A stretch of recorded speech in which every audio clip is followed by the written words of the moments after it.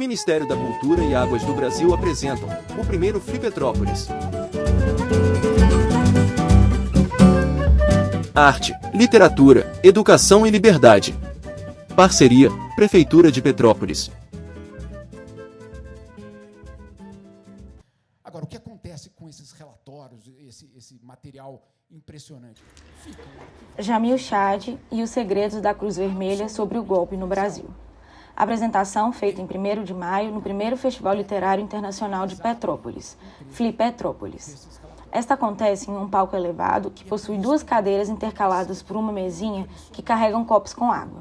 O fundo é composto por um grande banner estampado com o tema do primeiro Flipetrópolis e um telão que passa ao vivo a roda de conversa que também está sendo filmada.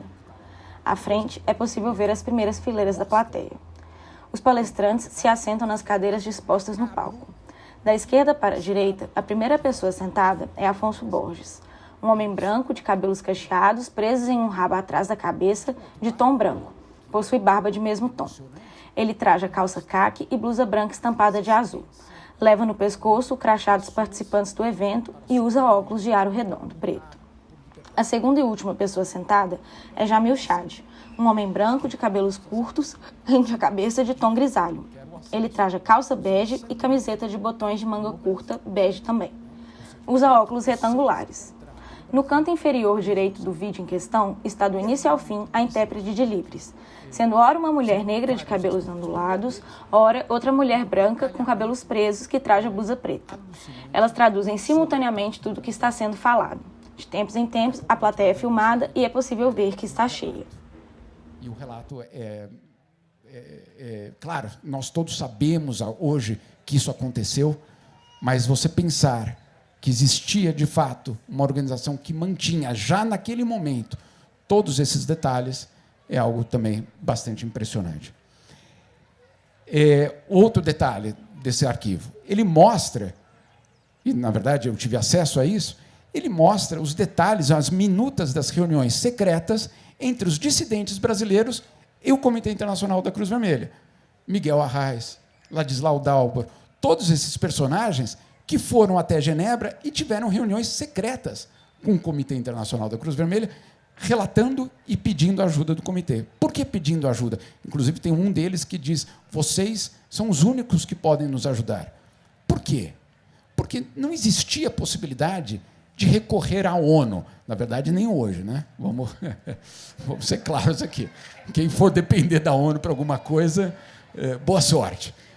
Mas por que naquele momento? Primeiro, o Brasil não tinha ratificado os tratados de direitos humanos, e na ONU, quem é que dá as cartas? Os Estados, ou seja, o próprio governo brasileiro.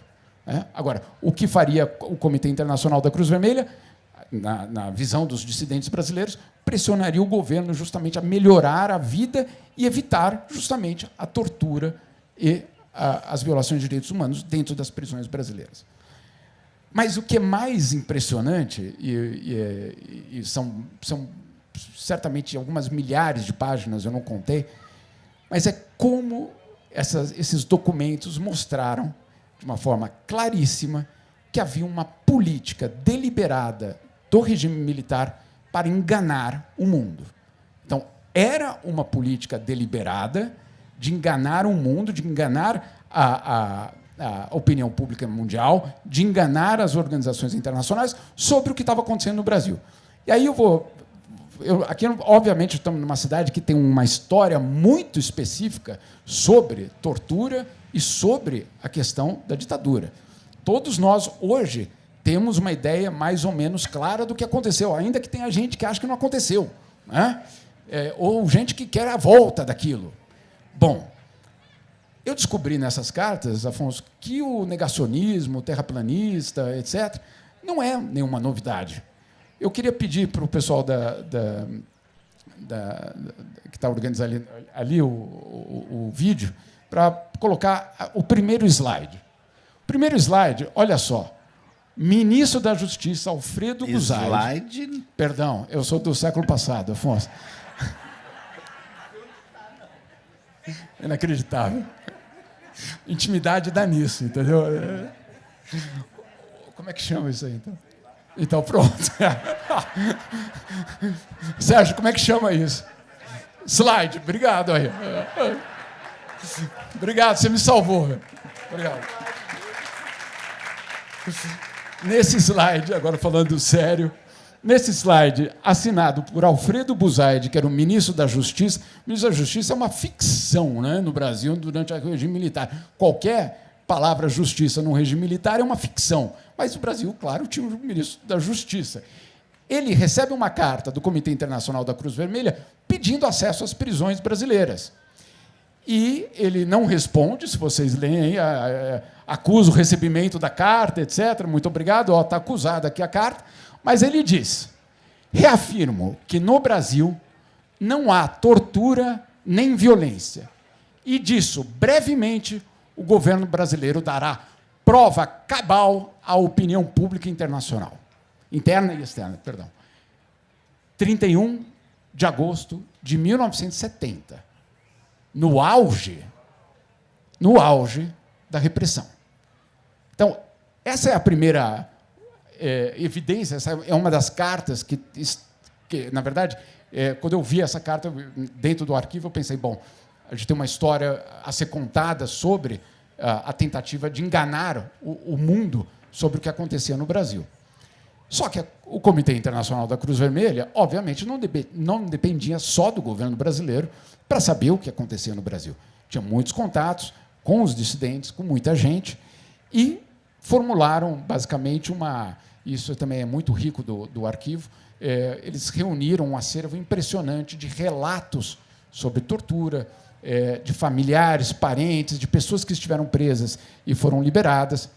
E eles usavam, naquele momento, um desses documentos, que eu quero, por favor, o segundo slide, para ser colocado aqui, e é basicamente, eu vou até ler, porque ele é muito impressionante. É um relatório que eles receberam, que usavam como base, e que falava justamente sobre a tortura no Brasil, exatamente neste período em que o Buzaide disse que não existia. Então, olha só, o método de tortura, no caso, aplicado é científico. Baseia-se na aplicação dosada de um sofrimento atroz dentro do limite exato da resistência humana, quando isto se faz necessário. Para tanto, os cuidados médicos são constantes para verificar o grau de resistência do torturado e evitar alguma marca permanente. Loucura, fraturas, cicatrizes, etc. Mesmo assim, em vários casos, o limite foi ultrapassado e registram-se desequilíbrios nervosos, loucura, crises cardíacas, surdez, etc. Ou seja, no mesmo momento em que o Comitê Internacional recebia aquela carta do Buzaide, eles tinham isso em mãos. Então, eles passam por alguns anos tentando convencer o regime militar a aceitar que essa visita ocorra. E eles recorrem, por exemplo, ao Papa.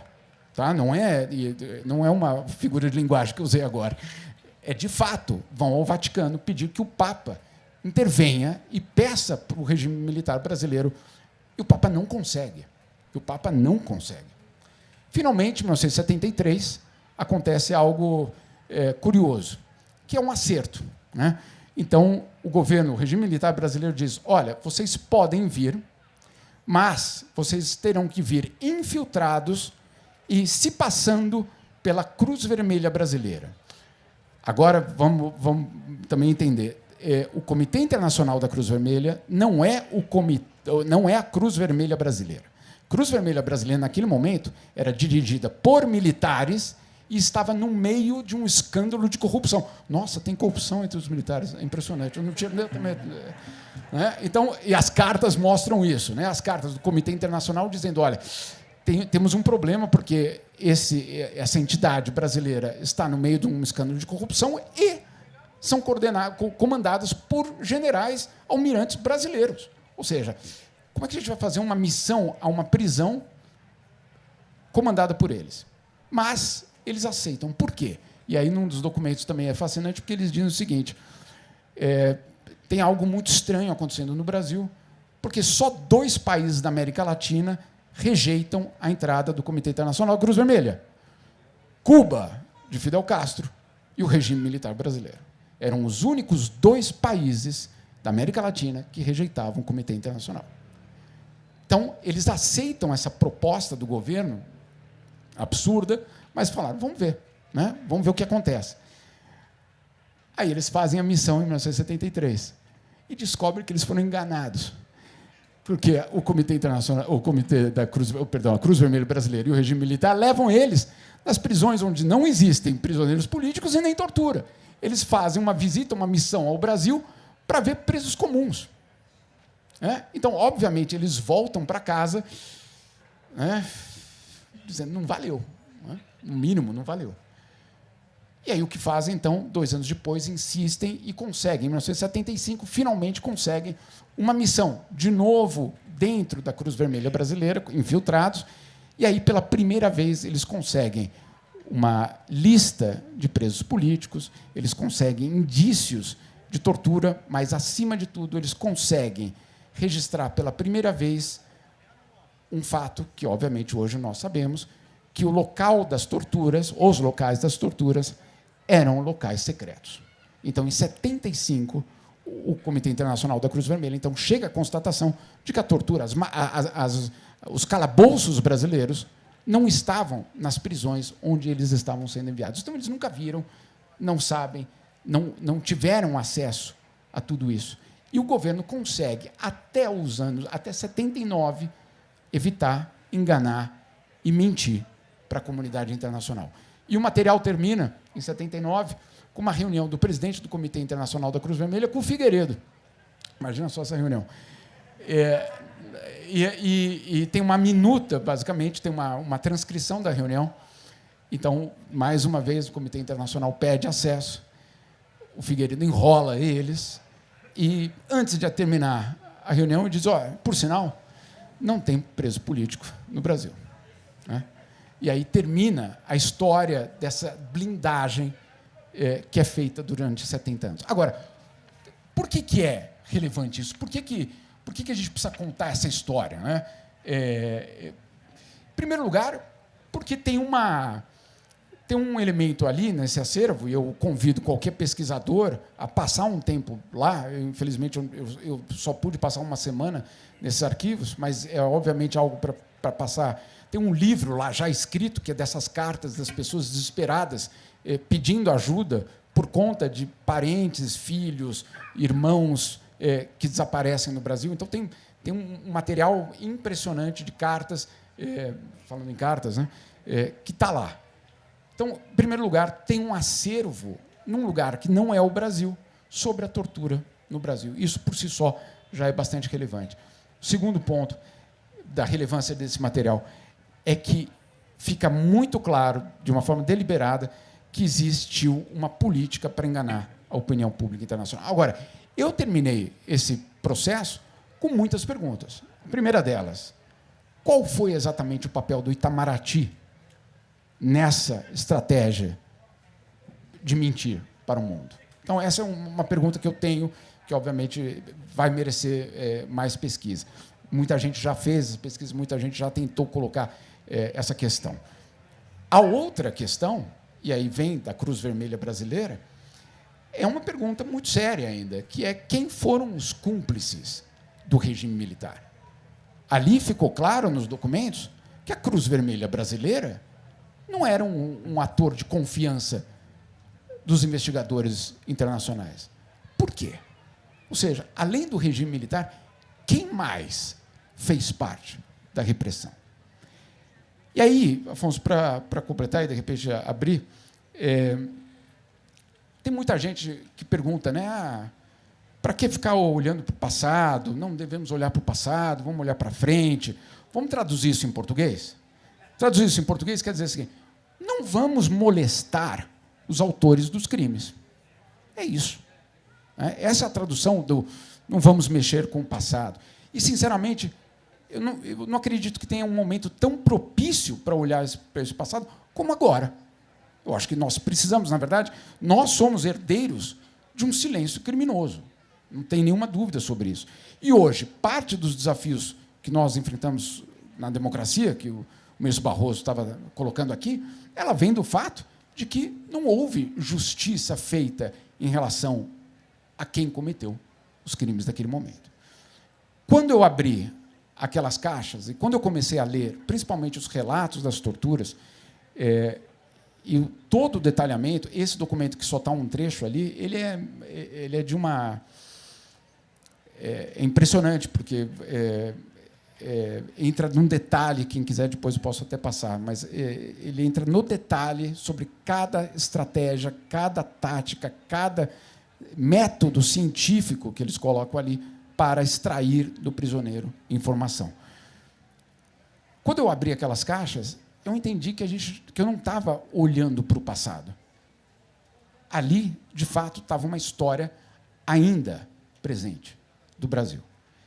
E quando um governo ordena silêncio em relação a isso, é porque esse trauma não foi superado. Senão não teria motivo para você dizer silêncio. O silêncio é o abandono da vítima.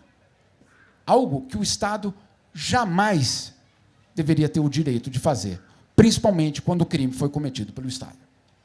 Então, silêncio não é uma opção. E a verdade é que o Brasil precisa de uma política de Estado de memória, justiça e verdade. Não uma política que dependa do governo que, naquele momento, está no poder, mas uma política de Estado. Mais tarde, com a Scholastic, que vai estar aqui, a gente vai certamente ouvir mais sobre isso, mas fica muito claro que as grandes tragédias, elas não começam com as mortes. Elas começam com os discursos violentos. Elas começam quando o ódio é permitido, é autorizado e incentivado. E esse discurso volta e vinga sempre que o processo de memória, justiça e verdade não é sólido. Isso não tem nenhuma dúvida sobre o Brasil e sobre vários outros países do mundo. Eu sou conselheiro do Instituto Vladimir Herzog. E eu, cada vez que eu escrevo uma matéria dessa, ou falo sobre isso, eu sempre recebo um comentário de alguém até, vamos dizer assim, do nosso lado, que diz, até com uma recomendação positiva, Jamil, para de ficar olhando para o passado. Vamos olhar para o futuro. Vamos... Então, e uma frase que é muito forte, que fala, vocês estão presos ao passado. Eu não. Eu quero construir um novo futuro. Quem está preso no passado, infelizmente, é o Brasil.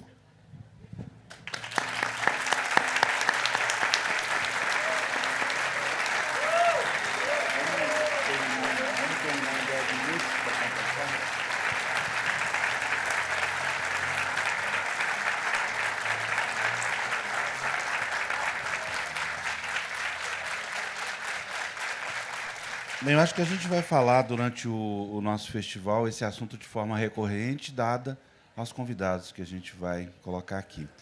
Jamil, para terminar, fala um pouco do seu livro, com a Juliana, e o livro que será lançado em 5 de junho, em São Paulo. 4 de junho, em São Paulo.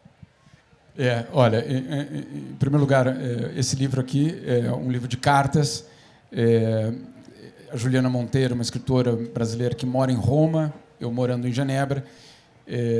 São cartas que nós trocamos durante um ano inteiro e que foram desde aquele momento que a gente começou a ser vacinado e percorreu até aquele momento ali, talvez meados de 2022, quando a campanha eleitoral no Brasil tinha uma intensidade muito grande.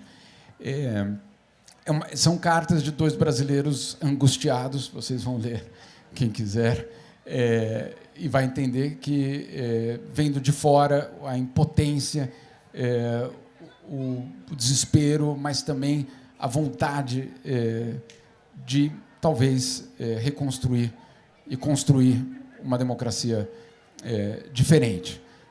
Eu sempre resisto em falar, principalmente naquele momento, temos de recuperar a democracia, etc.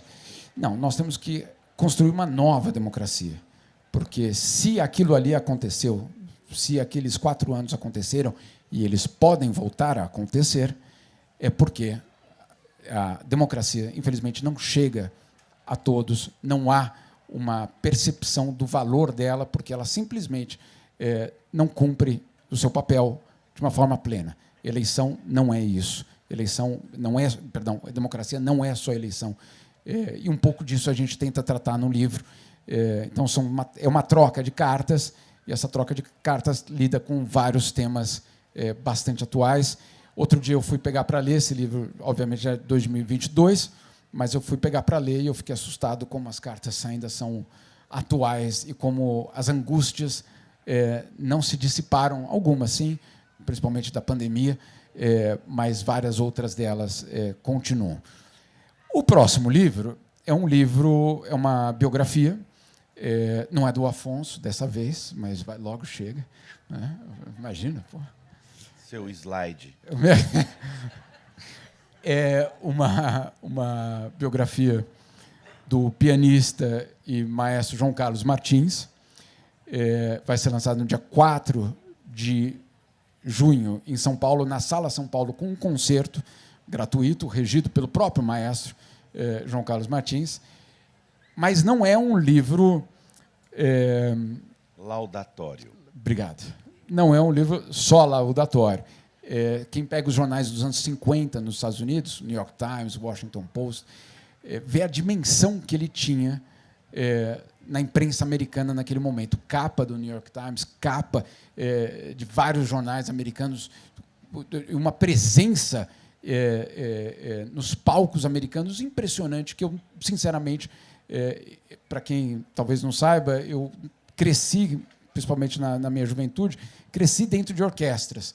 E eu, sinceramente, não conhecia a dimensão que ele tinha fora do país naquele primeiros, eu diria, 20 anos ali, 1950 até o final de 1960.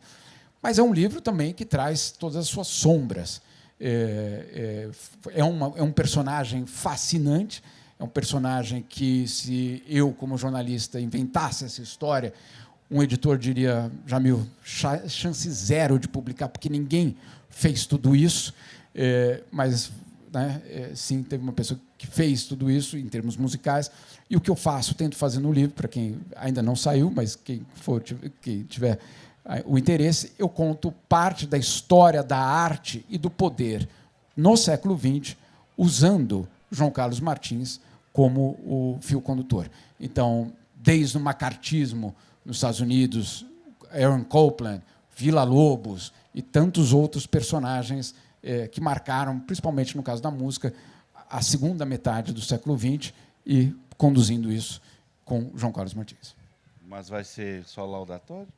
Não, tem um capítulo específico sobre a participação dele na corrupção de Paulo Maluf.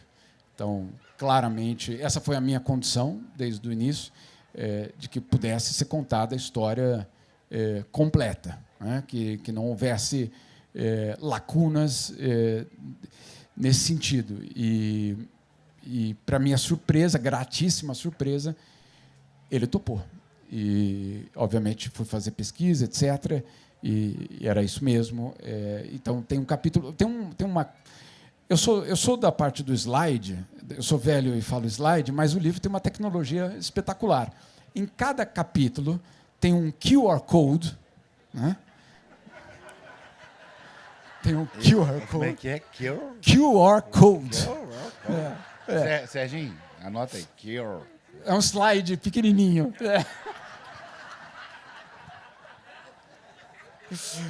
Então, um QR Code que você, com seu celular, você vai colocar ali e você vai poder escutar as músicas e os recitais originais do João Carlos Martins que tem relação com aquele capítulo. Então, vai colocar basicamente no celular, você pode ler o capítulo ouvindo ele tocar aquelas músicas, aqueles concertos, aqueles recitais que são mencionados naquele capítulo. Para quem fala slide, não está mal, cara. Né? Então, assim, a gente vai, então tem tem essa parte interessante do livro, que é o acervo dele mesmo, que ele, então, traduziu tudo isso em QR Codes. Muito obrigado, senhor Jamil Chad. Vai estar aqui em várias mediações, na verdade, todas. Né? Vamos nos eliminar aqui, o Jamil dá conta. O autor está disponível para os autógrafos ali na sessão de autógrafos agora. E continuamos a programação com Antônio Torres, querido Antônio Torres, e a Yasmin, que deve estar por aí, e logo depois o Leonardo, e logo depois a Escolatique. Muito obrigado, até já.